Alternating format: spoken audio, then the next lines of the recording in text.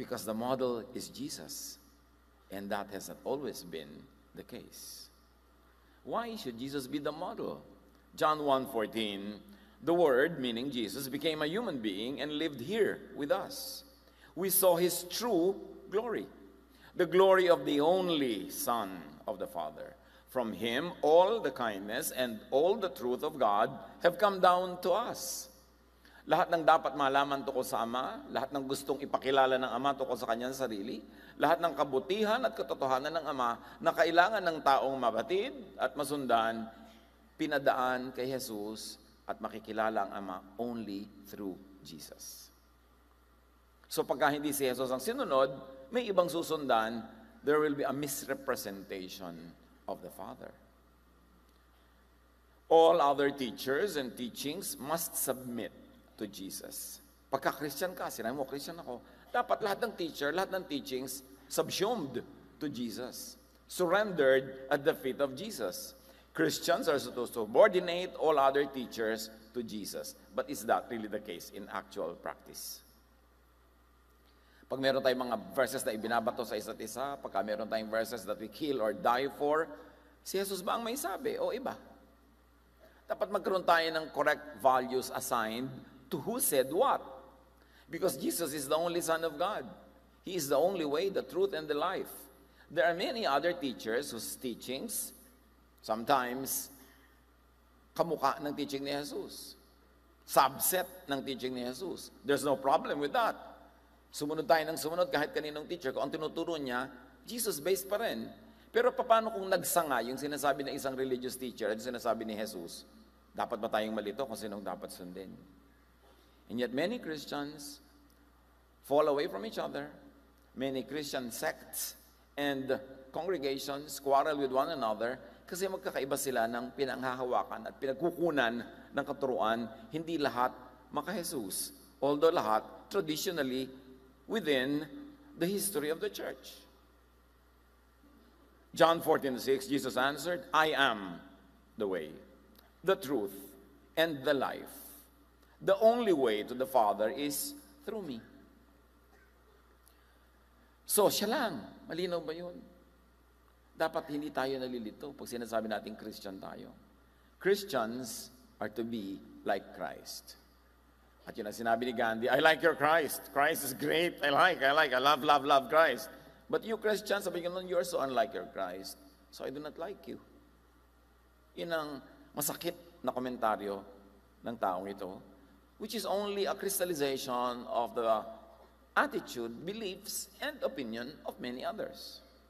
2 Corinthians 3:18, and we all are being transformed into His image with ever-increasing glory. So that is the purpose of our walk with God, to be more and more like His Son, Jesus. Christians are to grow into Jesus-likeness, not into Pharisee-likeness. And yet, sadly, maraming mga tao nung nagsimulang mag-Bible study, nung nagsimulang ma-involve sa mga Bible-based fellowships and congregations, nagmukha silang mas kamukha ng Pharisees kesa ni Jesus. Kaya dumadami ang gulo.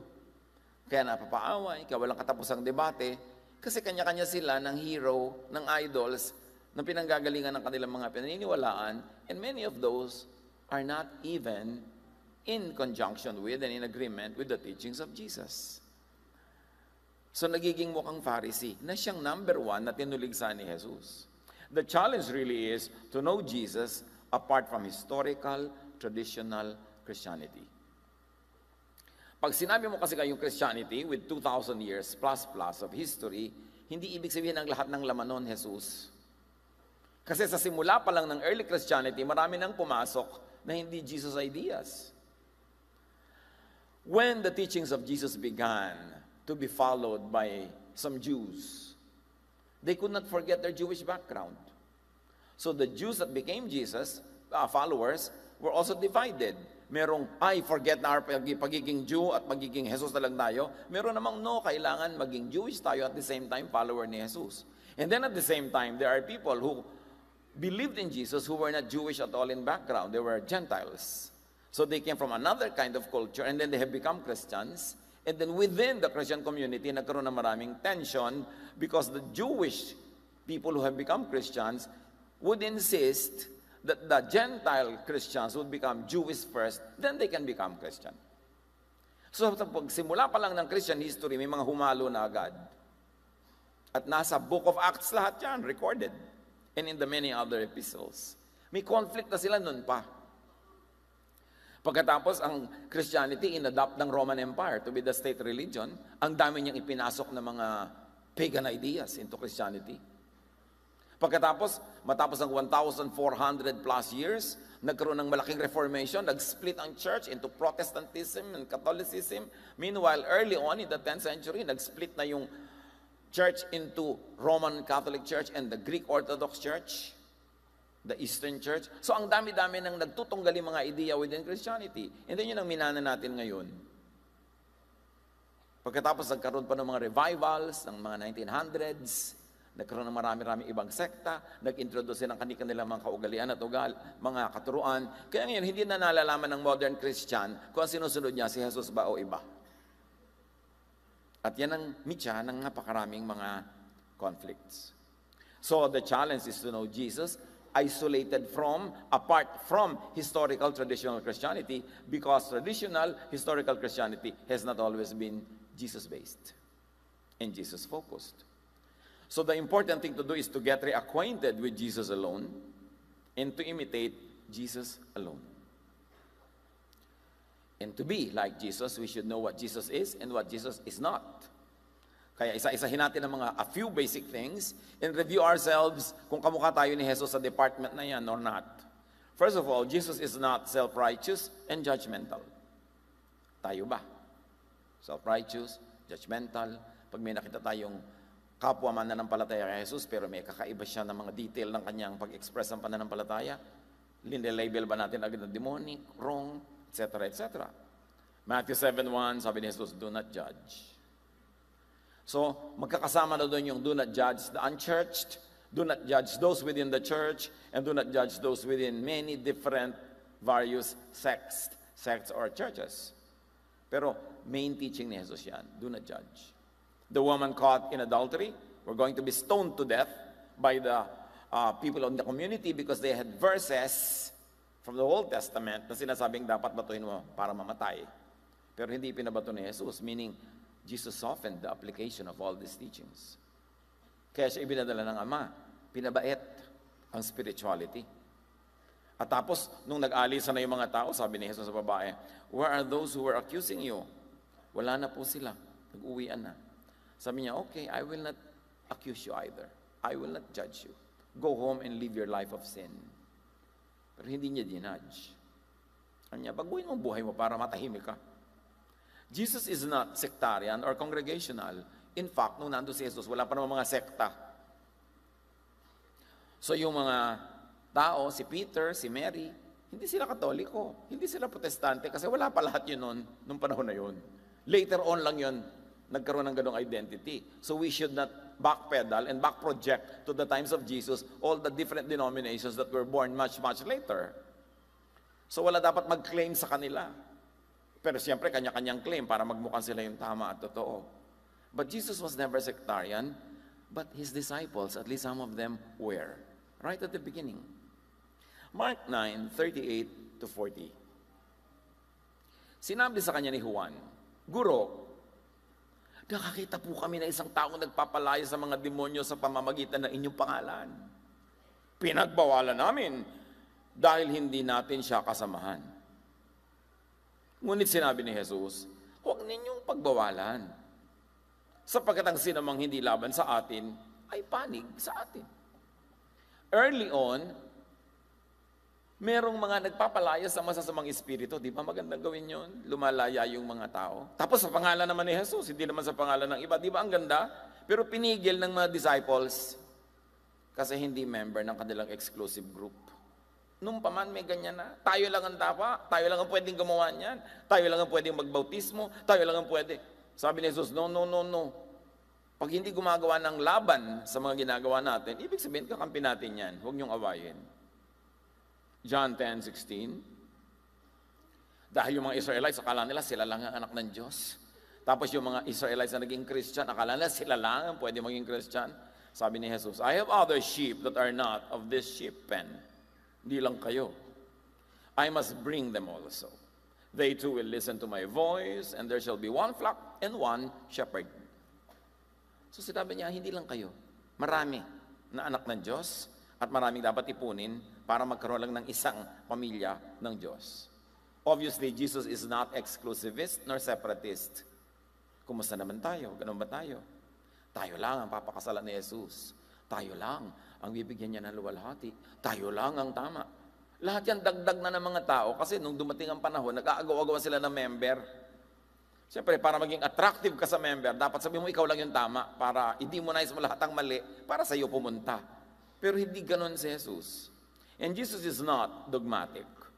Yung iba sasabihin nila, there's a verse that I know. God said it, I believe it, that settles it. Wala nang usapan. Kaya nag-aaway-away ang mga tao. But even the Lord softened the application and interpretation of many verses in the Old Testament. For instance, Matthew 5:43 to 44. Sabi ni Jesus, you have heard that it was said, love your neighbor and hate your enemy. So there is hatred. But I tell you, love your enemies. So love ang ina-emphasize ni Jesus. Sinasabi niya, may mga verses kayong makikita, sabi, hate your enemy, kaya kayo hateful. Pero ako na nagsasabi sa inyo, I am the Son of God. I was sent to be the truth, the way, and the life. Love your enemies. So hindi nabura yung hatred. Pero ngayon, meron pa rin fans ng hatred na yun, merong fans ng love, kaya nag-away-away. Nakakalimutan nilang si Jesus is the measure of all things. And when Jesus softens an application, we soften it. When Jesus modifies to another time and another culture the application of a teaching long ago in a faraway place and faraway time, then we follow because Jesus is Lord. In the name of Jesus, every knee will bow in heaven, on earth, and under the earth. So dapat susunod tayo kay Jesus. Huwag malito. And Jesus is flexible. Even on the Sabbath. One of the most defining doctrines of Judaism is the Sabbath. Strict yan. Hindi ka pwedeng magluto sa Sabbath, hindi ka pwedeng maghugas sa mga plato, hindi ka pwedeng maglakad ng more than this so and so number of steps. Wala kang pwedeng gawin. Tuloy, naging amo na yung Sabbath. Gutom na po ako, nanay. Sabbath ngayon. Hindi tayo nakapagluto kahapon. Magtiis ka. At dumating sa point, mga kapatid, na nalaman ng mga kaaway ng Israel na hindi sila kumikilos pag Sabbath, sa mga giyera, sinasalakay sila kung Sabbath. Hindi tuloy sila nakikipagtunggali kasi trabaho yun. Natatalo tuloy sila. Gumawa sila ng additional mga addendum sa mga laws nila na, pag giyera pwede. Because they were adjusting to the needs of the times. But if you're going to literally, blindly apply verses 3,000 years ago that were specifically meant to help a people of another time, another culture, another need, in-apply mo bigla yun ngayon, chances are you will have trouble. Because even Jesus showed us na noong time niya, marami na siyang nire-apply, marami na siyang nire-shape na kahulugan kasi hindi yun ang bagay sa kanilang panahon. And what is the goal of Scripture? Just to make your life good, to set you free, and to make you enjoy your life. Pero kung nagiging baligtad na ang result sa iyo ng verses, na nagiging amo mo na, hindi ka na makakain ng napakaraming bagay kasi mula nung naging Christian ka, hindi ka kumakain nito, wala ka nang makain, at ang hirap mong i-host, you have to rethink the application of those verses.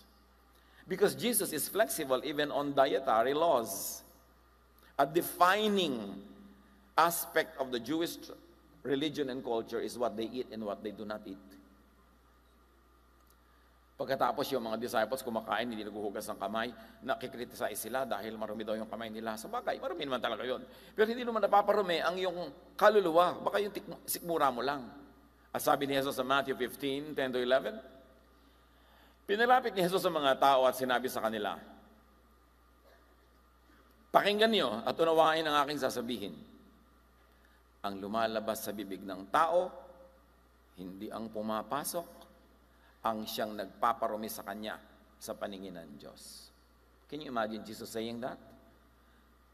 Effectively eradicating and deleting all the Jewish laws on diet. So siya na yan. Sa panahon niya, pinakita niya sa atin na hindi amo yung mga verses na yun. Kasi hindi na siya nakakatulong sa inyo ngayon. Jesus is flexible, especially on the treatment of outcasts.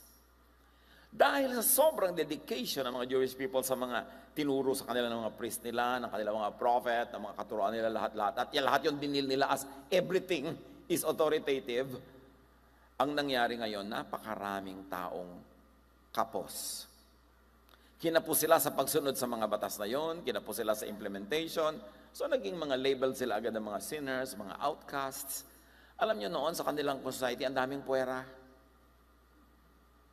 Yung mga born out of wedlock, puwera yan. Yung mga may sakit, puwera yan, unclean ka, dapat kasalanan ka, kaya kami sakit.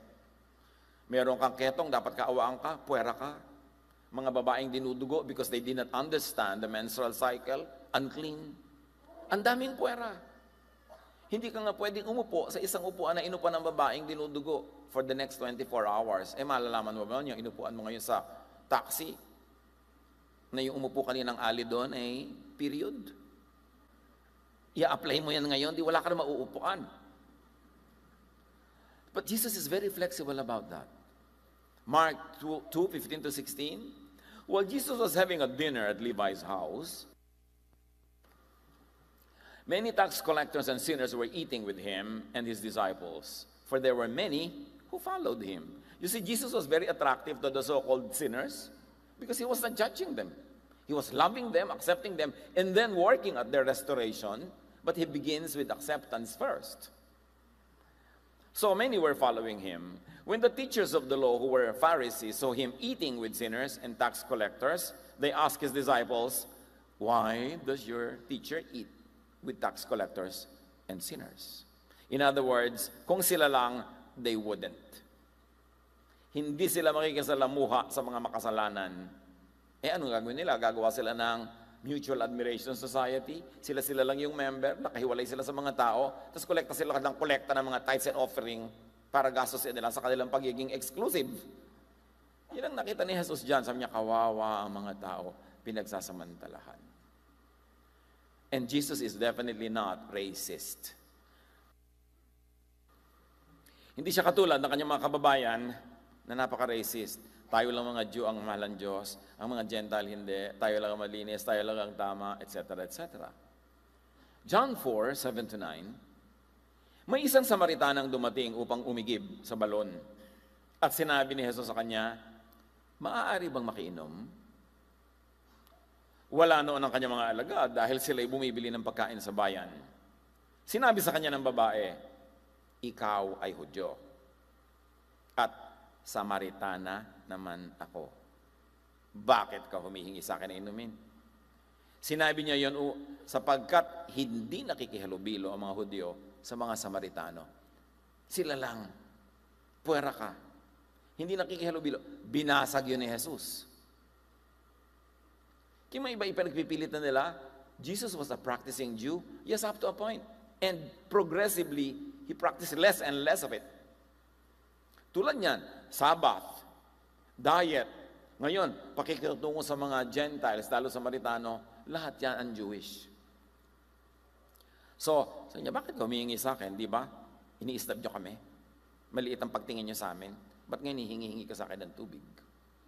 Encapsulated in that very simple conversation. Nung si Jesus ay pasa ng krus, at hindi na niya makaya, dahil binugbog pa siya bago niya pinasan yon, at pinahirapan pa siya, Luke 23:26, as the soldiers led him away, they see Simon from Cyrene, who was on his way in from the country, and put the cross on him and made him carry it behind Jesus. The mere mention of him coming from Cyrene, outside of Israel, is already a very, very strong suggestion that he was not Jewish. So, if he was Gentile, nakita nyo ang tumulong kay Jesus na buhatin yung krus was not a Jew. And all these symbolic acts are meant to reverberate into eternity, to echo a very universal message that Jesus was opening the ministry to all people, opening heaven to everybody, na ginawa ng mga Jews na exclusive for them. Jesus is not a big fan of racist Jewism. Kaya mga nagpipilit dyan na maging katulad ng mga Hudyo, si Jesus mismo nirebuke niya left and right ang mga Hudyo sa kanilang mga ugali. sa kanilang mga asal, at sa kanilang pag-iisip na napaka-special nila. Ang kauna-unahang public sermon ni Jesus, nasa Luke 4:25 to 30, yung parts of it. Matapos yung basahin yung verse for the day, roll the scriptures, and deliver the short message, kasama sa mga sinabi niya sa kanyang mga nakikinig na Jewish people in the synagogue. Ngunit sinasabi ko sa inyo, maraming byuda sa Israel nung panahon ni Elias nang hindi umulan sa loob ng 3.5 taon at nagkaroon ng taggutom sa buong lupain. Subalit, hindi pinapunta si Elias sa kanino man sa kanila, kundi sa isang byuda sa Sarepta sa lupain ng Sidon. Clear na clear ang message ni Jesus. Ang daming nagutom dito sa Israel noon. 3.5 years, walang ulan. May famine. Gutom ang lahat ng mga byuda lalo na. Pero walang pinakain ng Diyos dito. Sabi niya ganon, yung propeta pinapunta sa malayong bayan, sa Sidon, para pakainin ng isang Gentile widow. Siyempre, nakaka-alarm niya sa listeners niya. At sa lagay, hindi kami ang special. Itinuloy pa ni Jesus. Sa dinami-rami ng mga may ketong sa Israel nung panahon ni Eliseo, wala ni isa mang pinagaling at nilinis maliban kay Naaman na isang taga-Syria, another Gentile. Nagalit ang lahat ng nasa sinagoga nang marinig ito. Nagsitayo sila at itinaboy niya palabas papunta sa gilid ng bundok na kinatatayuan ng bayan upang ihulog si Jesus sa bangin. Ngunit dumaan siya sa kalagitnaan nila at umalis. Unang-unang mensahe pa lang ni Jesus, gusto na siyang patayin. Kasi pinalalaya niya hindi lang yung mga Israelita, kundi ang buong katauhan sa mga mito na napaka-special ng Israel only. At doon sa kanilang pagiging self-righteous, pagiging separatist nila, at pagiging racist. Itinutuwid na yun ni Jesus nung paman, kaya gusto siyang patayin. Tapos later on, magtuturo pa siya na, kung makakabuti sa inyo na may gawin kayo sa Sabbath, edi gawin nyo, because Sabbath was made for you, you were not made for the Sabbath, and I am the Lord of the Sabbath, so I'm setting you free from the regulation. Tapos sinabi pa niya, hindi naman mahalaga kung ano kinakain, kundi kung ano lumalabas sa bibig, plus this and plus that. That's why the Jewish people, the temple, the religious establishment, crucified Jesus. Hindi naman yung mga sinner, mga prostitute, tax collector ang nagpako sa kanya, yung mga relihiyoso. Tapos yung mga relihiyoso na yon, ang idol ng maraming sinusundan hanggang ngayon. Kaya ligaw. Jesus is not sexist. Ang tao sa kanya, tao. Period. John 4:27, just then his disciples returned and were surprised to find him talking with a woman. Ito yung babae sa balon. Sa gilid ng balon, hindi sa loob ng balon. Hindi ito ang babae sa septic tank.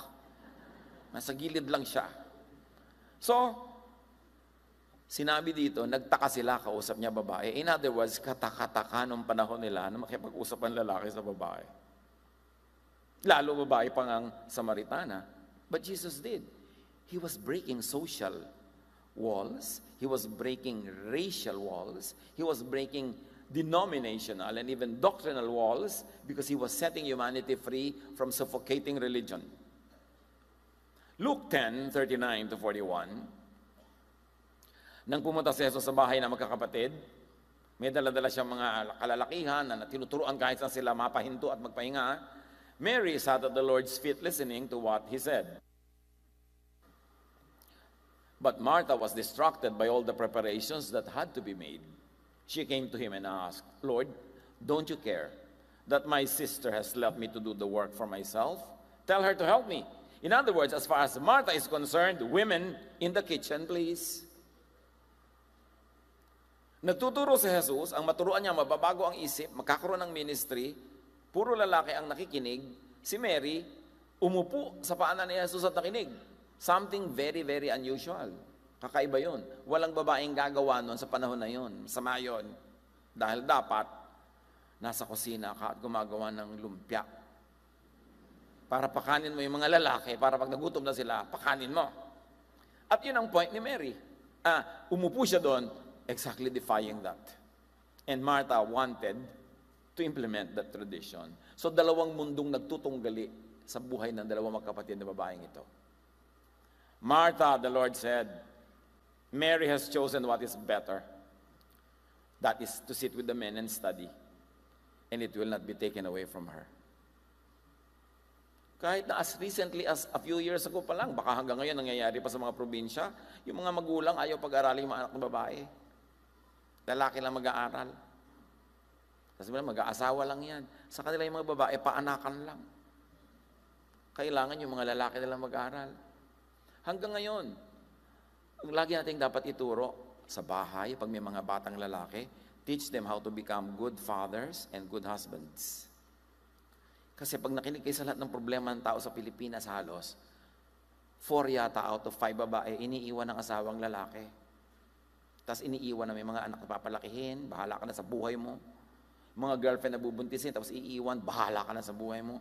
We must teach our men to become men. Because forever, boys.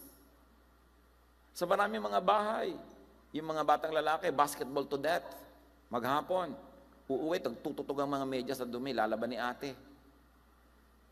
Tapos pagod na pagod, aakyat, anong pagkain?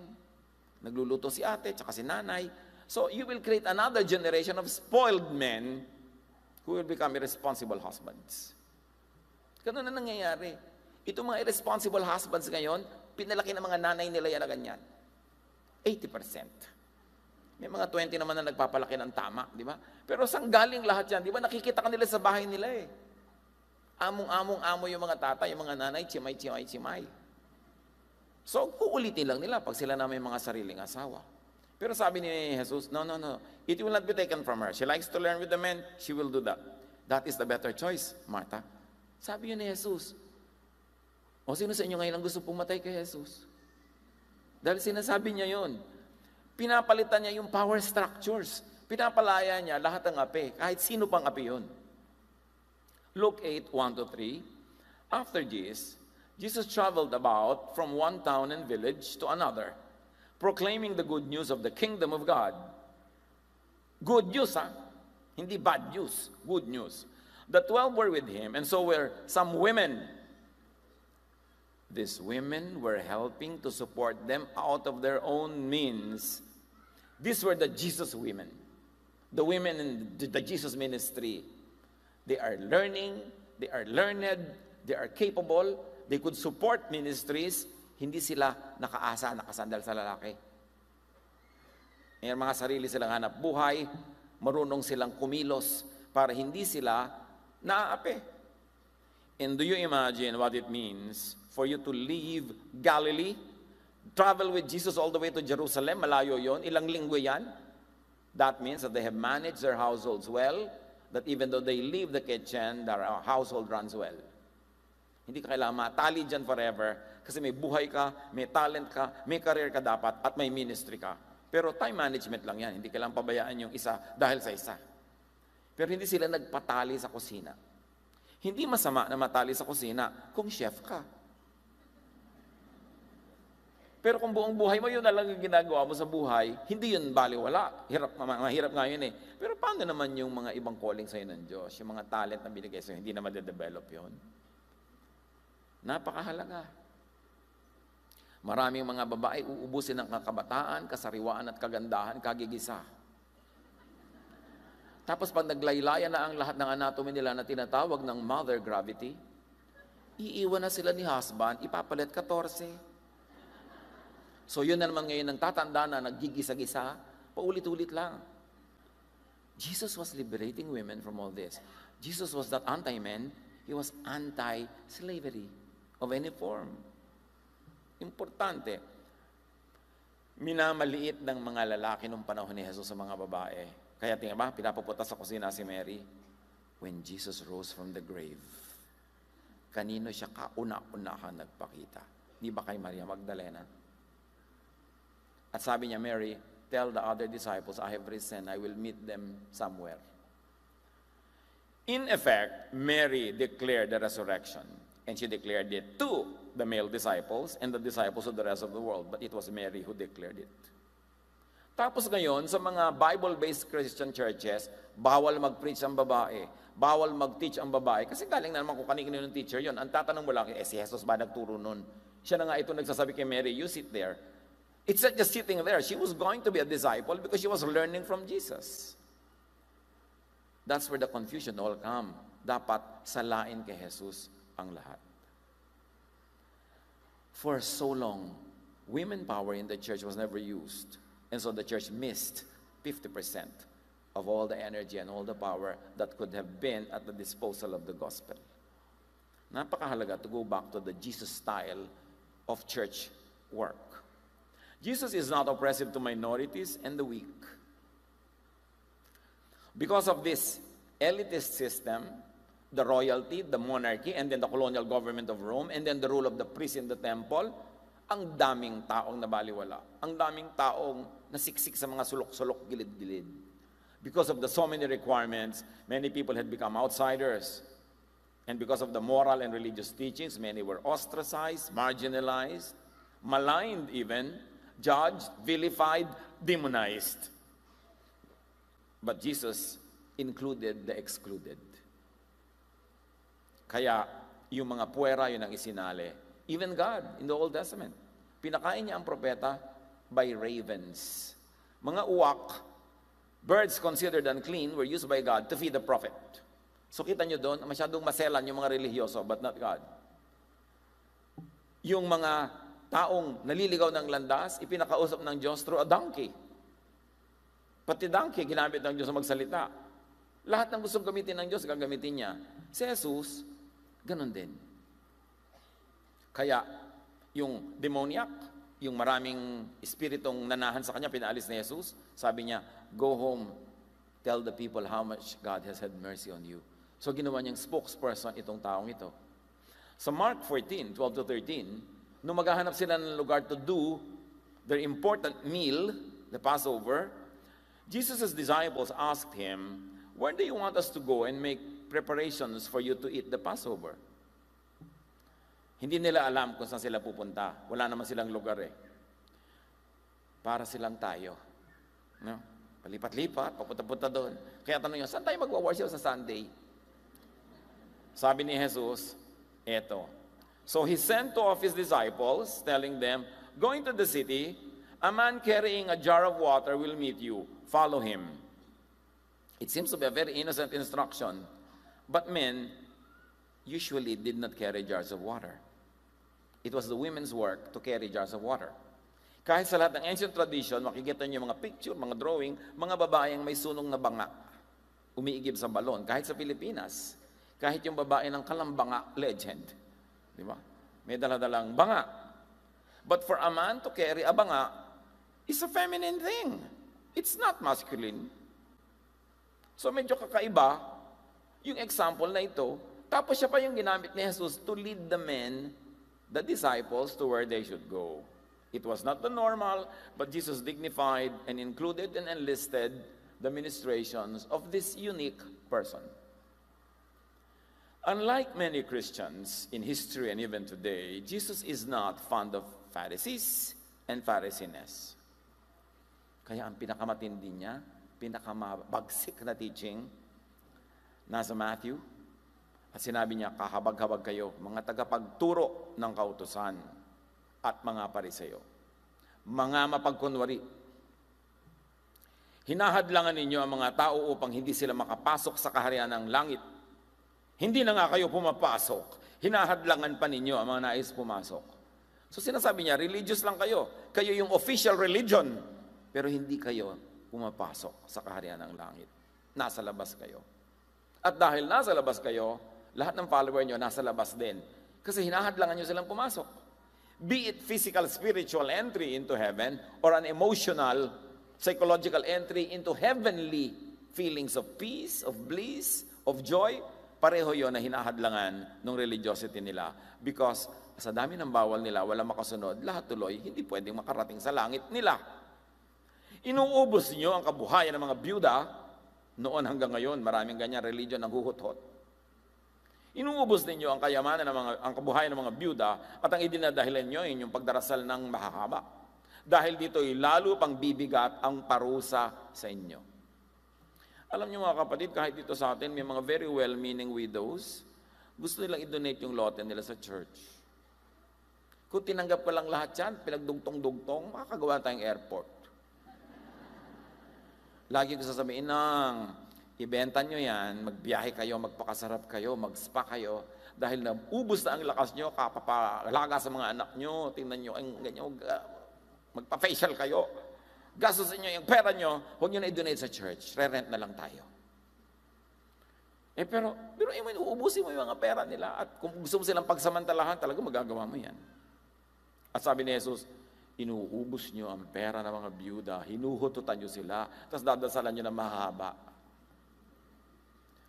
Nilalakbay ninyo ang karagatan at ginagalugan ang buong daigdig. Makahikayat lang kayo ng kahit isang hentil sa pananampalatayang Hudyo. Gusto nyo mag-convert. Ngunit, kapag ito'y nahikayat na, ginagawa nyong masahol pa at lalong dapat parusahan sa impyerno kaysa sa inyo. You see the damage? Sabi ni Jesus, lahat ng nadarating ng teachings nyo, sumasama. Pinasasama nyo. Ginagawa nyo yung judgmental, ginagawa nyo yung separatist, ginagawa ninyong self-righteous, ginagawa nyo yung troublesome, troublemaker, mahilig magdebate. Sabi ganoon, so, mas doble pa ang nagiging pagka-impyerno ng buhay nila kaysa sa inyo. Kahabag-habag kayo, mga bulag na taga-akay, mga bulag, mga hangal. This is Jesus' teaching. Nagbibigay kayo na 10 bahagi ng maliliit na halaman, mga type, pati halaman, pinagtatype nila yung mga dahon. Ngunit kinaliligtaan naman ninyong isagawa ang mga mas mahahalagang turo sa kautusan, ang katarungan, ang pagkahabag, at ang katapatan. Dapat ninyong gawin ang mga ito nang hindi kinakaligtaan ang ibang utos. Mga bulag na taga-akay, sabi ni Jesus, sinasala ninyo ang kulisap sa inyong inumin, ngunit nilulunok naman ninyo ang kamelyo. Major of minors. Pinapalaki nyo ang maliit at binabaliwala nyo yung tunay na malaki, which is the doctrine of love. Nililinis ninyo ang labas ng tasa at pinggan, ngunit ang mga yun ay puno ng kasakiman at pagiging makasarili. Bulag na pariseyo. Linisin mo muna ang nasa loob ng tasa at pinggan at magiging malinis din ang labas nito. Kaya linisin niyo muna ang mga kalooban nyo, ang gaganda ng uniform nyo, ang gaganda ng mga gupit nyo, mga patilya nyo, niro-rollers pa. Ayos na ayos kayo, pero bulok ang inyong kalooban, sabi ni Jesus. Ang katulad nyo yung mga libingang pinaputi, magaganda sa labas, ngunit ang loob ay bulok at puno ng kalansay. Ganyan kayo. Sa paningin ng tao ay mabubuti, ngunit ang totoo ay punong-puno kayo ng pagkukunwari at kasamaan. Jesus saying this against the official religious leaders of His time. Hindi yan yung mga kolorom sa sulok-sulok, gilid-gilid. These were the institutionalized teachers. And Jesus is not a believer and endorser of just about every prophet and teacher. Mark 7, 6-8. Kausap na naman niya, mga prophets and religious leaders. Sinagot sila ni Jesus, mga mapagkunwari, tama nga ang sinabi ni Isaiah tungkol sa inyo ng kanyang isulat, ang paggalang sa akin ng bayang ito ng Israel ay pakunwari lamang, sapagkat ito'y sa bibig at hindi sa puso bumubukal. Walang kabuluhan ang kanilang pagsamba. Imagine, samba sila ng samba. 5 beses isang araw ang dasal. Sabi ng Diyos, walang kabuluhan sa akin. Yung mga samba-samba nyo na yan. Sapagkat tinuturo nilang galing sa Diyos ang kanilang mga utos. Binabaliwala ninyo ang utos ng Diyos at ang sinusunod ninyo yung mga tradisyon ng tao. At hanggang ngayon, totoo pa yan. Binabaliwala ang utos ng Diyos through Jesus at ang pinapahalagahan, church doctrines, church traditions na maraming kontra kay Jesus. Sabi ng Ama, baliwala sa akin.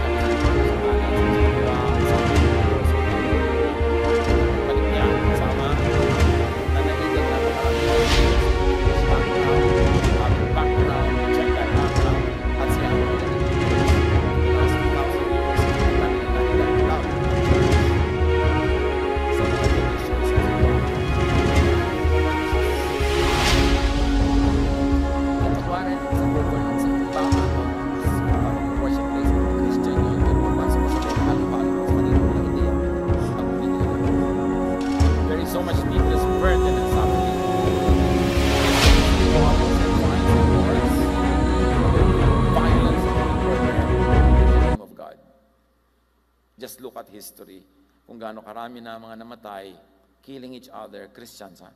Kakaibang sekta lang, in the name of God.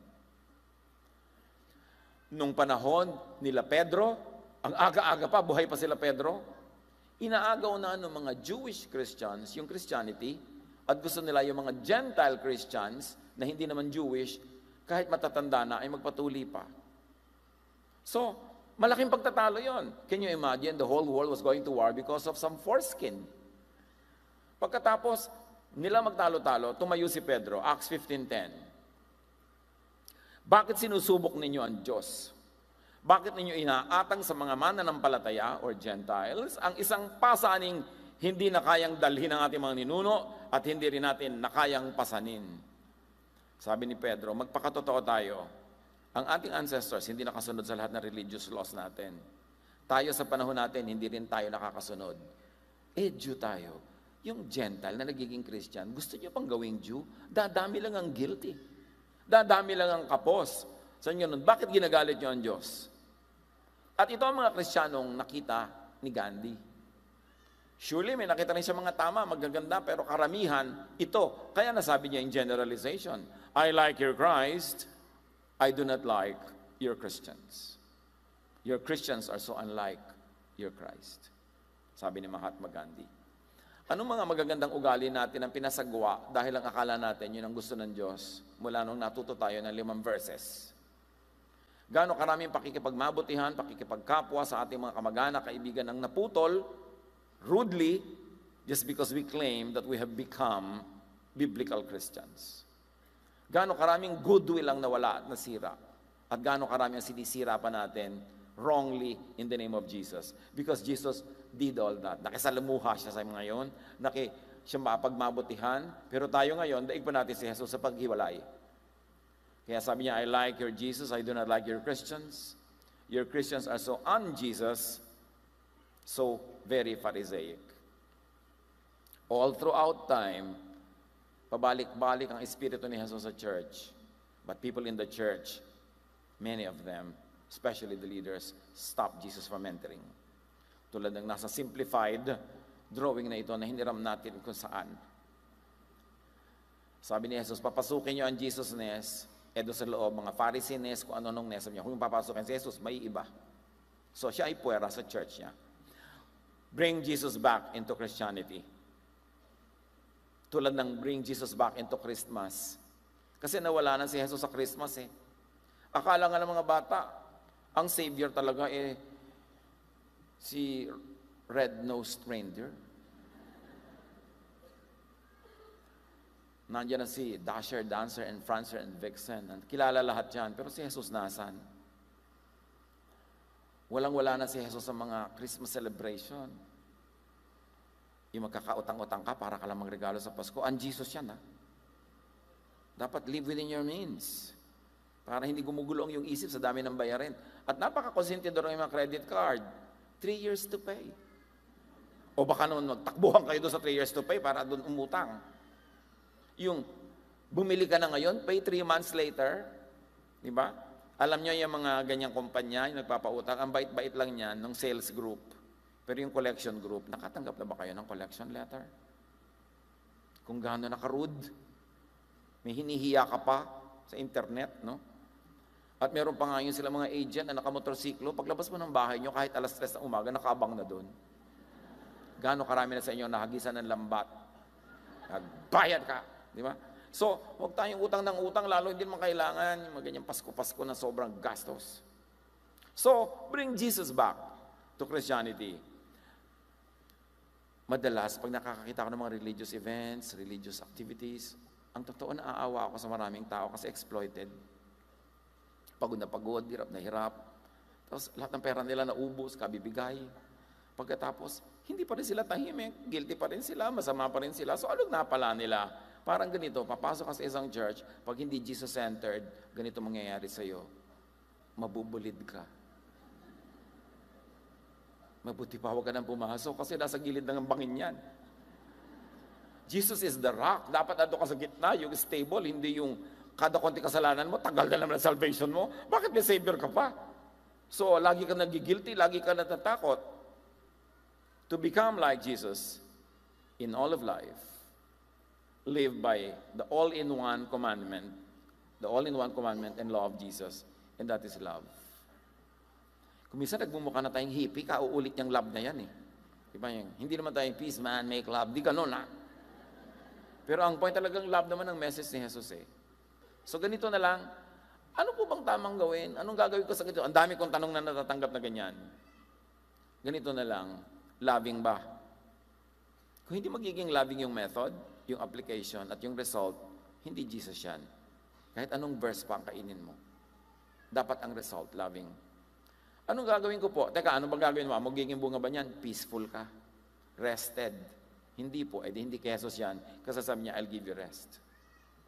So dapat natatahimik ang loob mo. Yung pinsan ko po, kababata ko, lumaki kami magkasama. Pero ngayon, ikakasal po siya. Born again na po ako Ikakasal po siya sa dati naming religion. Kinukuha po akong abay. Ano po bang gagawin ko? Di mag-abay ka. Kailangan pa bang i-memorize yan? Kababata mo, pinsan mo, ikakasal, natatanggal ba yung kaligtasan mo kung papasok ka doon sa simbahan niya? Sino may sabi sa iyo, huwag ka pumasok doon? Sa palengke nga, pumapasok ka, sa supermarket, pumapasok ka. Sa simbahan nila, ayaw mo pumasok. Magtatampon na lahat ng kamag-anak nyo, kaibigan nyo, tapos mo persecution because of Jesus. Wrong. Yun ang mga dapat natin ayusin sa buhay natin, mga kapatid. Marami namatay yung lola, ayaw nilang makipagpunta doon sa lamay kasi daw may padasal. Di magdasal ka kay Jesus, sumabay ka sa kanila. Maaagaw ba naman yung, kung sino yung dasal mo, kung kay Jesus mo tinutok? Pero mga panglabas, yung ayaw mong pumunta doon, tapos lagi ka nasa parlor, chismis ka na chismis doon kung mabuhay ng mga artista. Mga kaartehan ng mga born again kasi. Dapat, kay Jesus lang. So mga kapatid, gamitin natin ang paulit-ulit na sinasabi ko sa inyo, the Jesus filter. Any verse, any teaching, any tradition, salain nyo kay Jesus. What would Jesus say? What would Jesus do? At pagpasado, gawin nyo. Pag hindi, ilagay na lang sa file. Kasi baka yan yung Sabat. Inilagay na sa file ni Jesus Baka yan yung dietary laws. Inilagay na niya sa file yan Tapos ngayon, you kill and die for it. Masyadong outdated. John 13:34-35. A new commandment I give you, love one another. As I have loved you, so you must love one another. By this, not by doctrine, not by costume, not by looks, by this, if you're loving, everyone will know that you are my disciples, if you love one another. Dear God, teach us how to apply this in our lives. Ipaliwanag mo sa amin, Panginoon, kung anong mga bahid sa amin ng mga katuroang hindi galing sa iyong anak na si Jesus, at maituwid namin ang aming mga buhay, lumaya kami at makapagpalaya rin kami sa aming kapwa. Turuan mo kami, Lord, to be loving with responsibility, not to be reckless, not to be careless, but to be loving above all. And teach us how